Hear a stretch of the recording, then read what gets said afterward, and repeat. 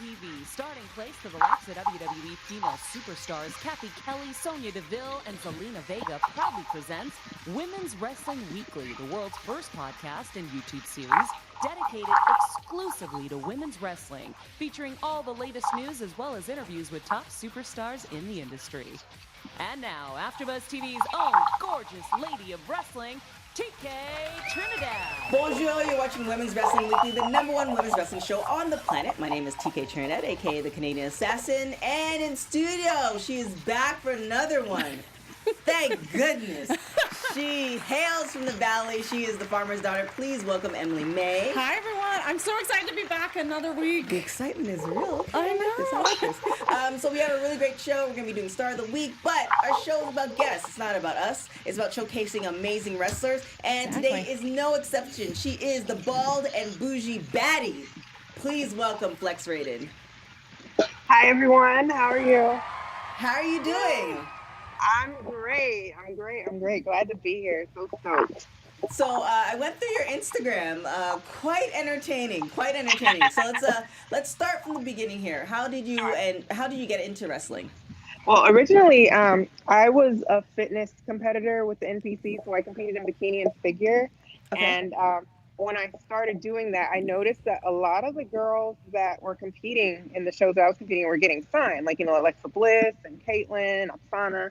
So I was thinking, okay, I've wanted to do this since I was a teenager, so I think I'm going to try it. So I took a break from competing and went on Google, searched for some schools, and found a school in Atlanta called WWA4 back in 2013. And I didn't train there, but I got contacted by them to be a valet for one of their wrestlers in a triple threat match. And I went there on Labor Day weekend, and I valeted that night, and I was hooked. I was like, I want to go ahead and do this now. So as soon as I got back home, I was in Savannah, Georgia at the time. I Googled wrestling schools in my area, found one in Statesboro, and started training, and just went from there, and it's taken off since. Nice. So tell us about your first experience as far as training. I mean, I've heard different stories as far as taking that first bump. So what was your experience with that? Well, I got a concussion my first bump I ever took. Oh no. I landed right on my head, actually. I missed my entire small of my back, or flush of my shoulders, landed right on my head. That's not good. It was scary. That first bump, it hits a little different, especially when I'm in my 30s, so it hits a lot different when you're up in age. Oh, man. So what was that process after that happened? What did your trainers do? And, what was the process to get back into the ring and to start training again? Well, I actually started training, later on, a couple weeks after that. I did a quick spot in a show that same night, but I didn't wrestle. I just did, a run-in. And then after that, that's when I actually, got back into training. But fast forward, now I currently train, and I live in Dallas, Texas now, and I train with DFW All Pro Wrestling, which is an amazing facility. We have, I want to say, about 6 girls, which is usually rare. We have our own division. We have a women's division, DFW All Pro Women's Wrestling, and then, of course, we have the whole entire DFW All Pro Wrestling as well. And we train really hard, 3 hours a day, 4 days a week. In the ring, out of the ring, it's intense, and they're very picky. So they teach us how to be safe, and they also teach us, storytelling and just the small minor details on how to, put a match together and give you a solid foundation as well. Now, definitely storytelling is a huge aspect. And like I said, went through your Instagram. It seems like you have the storytelling part on point.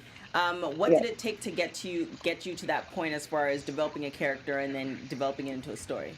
Well, I've always been pretty creative. I was in, musical theater as a kid. I was in ballet, and music was my major in college. I was an opera singer for 7 years. So I know what it takes to be creative and to use that artistic side of my brain to think outside the box and do things that most people wouldn't normally do or think of. So I've always had that in me since I was a kid. That's amazing. So when you're thinking about creating the arc of the match, what is something that you try to strive for when you're making that happen? Well, what I try to strive for is I always want to make sure that I keep the audience just riveted, keep them holding on to everything that I'm doing. Whether I'm a baby face, I want to make sure that they're rooting for me, and I do everything, whether it's my facial expressions, small things like that, or just how I react to a clothesline, or how I react to just anything that I'm doing in the ring. Everything matters. So it's all about keeping that audience invested in you. And then, who did you look up to as far as, when you were first starting, or even when you were watching wrestling back in the day? Well, of course, I was an Attitude Era teenager, so I looked up to, China, Jacqueline, Lita, and Jazz, of course, who I've actually been blessed to be able to train with from time to time. She comes up and trains us every now and then and does our shows. Yes, and Molly Holly. I love Molly Holly a lot too. So now, kind of tell us, what's the game plan? What do you hope to accomplish as far as wrestling wise in the next couple of years? Oh wow, well there's a lot. It's been picking up pretty fast. Right now, I officially joined forces with Rache Chanel, formerly known as Raquel Wild Thing Vaughn. We are the Bald and Bougie Baddie Incorporated, and so we're officially a tag team. Okay. Right now we've already got our game plan going. She's been working with me in the ring, and we've been working with other people getting our moves set together. And we've also been, of course, collaborating with videos that you've seen before and creating lots of content. And just getting our merch together. We already have our game plan of who we want to face in the future. Mm-hmm. So we're ready to take the world by storm. Awesome. Who do you want to face in the future as a tag team? We want Big Swole and Aja Pereira. We've already made that clear together. We're like, yeah, we want those belts. We want the Gymnasty boys. We'll take on all comers, but those are the main two that we're really looking at right now. Okay, so you going for titles? Yeah. Oh. Okay. Wow, we're hearing it here. I know. What's all the smoke? I'd be very, stay on top of it because they've both been on the show. So we wish everybody luck. Yes, and I love them. We'll have to go see how it goes down. So tell, like I said, we have Ariel and Aja on the show, as well as Jazz, and they've all spoken on, being black in the industry. And even though it's come a long way from where, Jazz was talking about in the 80s, what is it? Have you experienced any racism in wrestling today or when you started? I haven't experienced it personally, but I know that it does happen, and I have seen it happen to, my fellow colleagues. But I do believe that it does still exist, and I know that there's going to come a time when I will face it. I just haven't had, I think, as much experience as the women that you mentioned in order to, face it. If I probably have faced it and just didn't realize it, because people talk behind your back, you just don't know. But I haven't experienced it firsthand yet. But I'll be ready for it because I'm used to it. I've always been, even when I was in opera as an opera singer, I was always that one black woman in the show. Same thing with when I was on the dance team in high school. I was that one black girl vying for a spot. So I know what it's like to have to work 10 times harder to get that spot. Mm-hmm. So now, as far as the ultimate goal for wrestling, the ultimate goal you want to take on Big Swole and Aja, any other goals that you have for your career? Oh, absolutely. As far as singles and tag, I want to definitely venture out of Texas eventually once I'm ready. So I'd love to go to Japan, maybe Marvelous, Shine. Also, of course, there's AEW and NXT and WWE. Those are always a factor. They're on my vision board, of course. Don't forget House of Glory, Master P. House of Glory, Master P. Yes. That's gonna be. It's gonna be the 2020 is gonna be more interesting than 2019 for wrestling. It's gonna be definitely crazy. It's exciting. Now, what do you think makes you stand out from other people? As far as, this is your time to talk to other promotions that are outside. Real quick, y'all. Real quick. This is Ryan, the producer. I'm just chiming in real quick. I'm just putting up the slate. Hey, Flex Rated, would you be able to possibly take out your earrings just because they seem to be banging on your AirPods? So I just wanted to, it's just making a bit of a sound issue. But and we'll cut this part out. This is a pre-tape. It's live TV. But we'll cut this part out. Thank you so much for that. I have you muted right now. If you just shoot me a thumbs up, let me know you're set. Sweet. I'm good. Sorry about that. So TK, can we just go back on that question, if that sounds good? What makes you stand out to other promoters? Yeah. All right, cool. I'll count you in. All right. We'll go in 3, 2, 1. So what do you think makes you stand out for other promotions? Well, I think as far as my character and just myself, I'm the type of woman that gets in the ring. I mean, I'm fancy. That's my gimmick. I'm bald and bougie. but I'm also educated, but I'm not afraid to, throw a fade on somebody, and I'm also, of course, very creative and very hardworking. I mean, I'm giving these textbook answers, but No, you get it. yeah, Yeah. but what sets me apart is that, of course, my age. I mean, I'm 38. A lot of people don't realize that. What? And Oh, wow. yes, I'm 38 years old, and I've only Oh, been. well, it's true. Black don't crack. I wouldn't have guessed that. So my work ethic is definitely there, and the maturity level is there. I don't think it would have been there if I had jumped in when I wanted to when I was about 18, 19 years old. I don't think I would have made it. I probably would have been, thrown to the wolves. And I've got that mindset where I know that I'm a sound, mature woman, and I can make it in this business, and I can take criticism really well. Yeah. What's some advice you could give to young wrestlers that want to get into the industry, or even people at 38 can get in?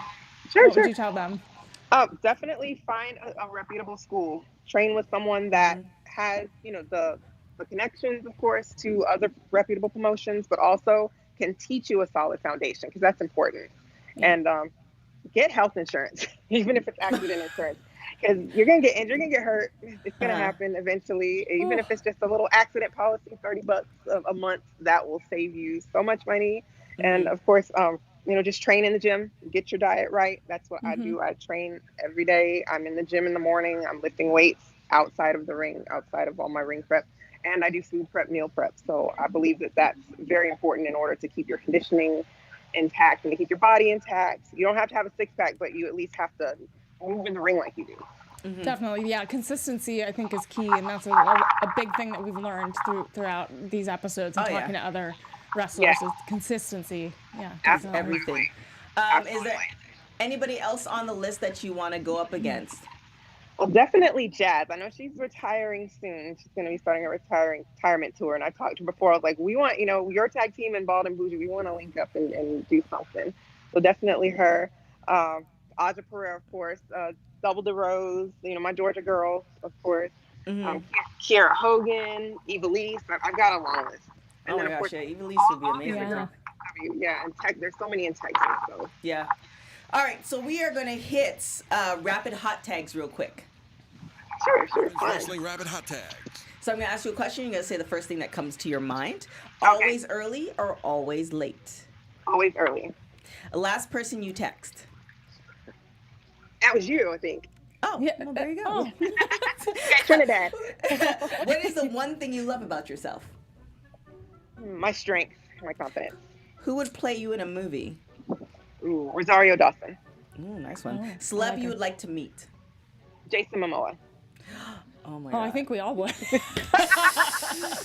Say no math. Last show you binge watched? Snowfall. If you were a crayon, what color would you be? Gold. If you were on death row, what would be your last meal? Ooh. Oh my goodness. Pizza. And if you can listen to one album for the rest of your life, what would it be? Purple Rain by Prince. Yes. Yeah, that's a good one. Oh my gosh, it's an amazing one. Thank you so much for getting on the show. We really appreciate it. Thank you. We appreciate you for watching the show. I mean, it's. Thank you. I love it because sometimes you feel like you see the numbers, but you're like, is anybody watching? Like, is anyone listening? Is this thing on? Oh, no. So I really appreciate the love. Thank you so much for having me. I really appreciate it. Thank you, and we look forward to the continued rise of your career. That battle between, I want to see it. Yes. But I'll be like, oh my God, I don't know how to feel about it. It would be epic. And, Yes, and we'll it would be in the definitely front row. We'll both be in the front Yes. row. Yes, definitely that. Now, where can everybody find you? You can find me on Instagram. I'm at FlexRated, and also on Twitter, I'm at FlexRated, but the last E in FlexRated is the number 3, so it's at FlexRated3D. And then I'm also FlexRated 2 words on Facebook. Boom, there it is. Thank you so much for hopping on the show. Thank you. I'm so glad you guys had me. Thanks. So now, oh my gosh, she was absolutely amazing. Oh my God, I love her so much. It's one of those things where I love when you see somebody on Instagram and you're like, oh my God, they're my Instagram friend, but then they turn out to be the same person you see on Instagram. Yeah. That's whereas you see somebody who's like this bubbly person on Instagram, but in real life they're like a douche. That's definitely not No. FlexRated. And I love how she's a fan of the show. Oh my gosh, yes. Because, yes, it does sometimes feel like is anybody watching this thing? Or something?